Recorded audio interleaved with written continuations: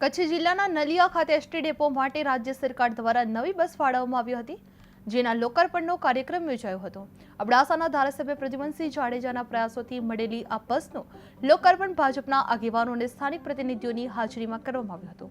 આ પ્રસંગે મોટી સંખ્યામાં કાર્યકરો અને આગેવાનો ઉપસ્થિત રહ્યા હતા અને હર્ષોલ્લાસ સાથે બસની શરૂઆત કરવામાં આવી હતી। નલિયા ડેપોને પણ અર્પણ કરવામાં આવી હતી।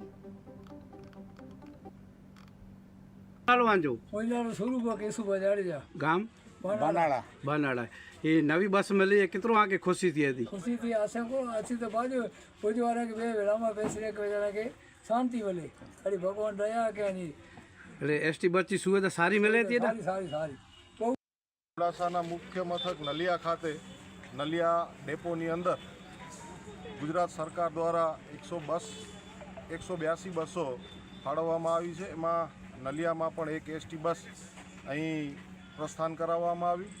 ખરેખર છેવાડાનો વિસ્તાર અને ઘણા બધા રૂટો ગ્રામ્ય વિસ્તારના અહીં આવે છે અને અમને આ એસટી બસ મળવાના કારણે એમાં પણ સુધારો થશે।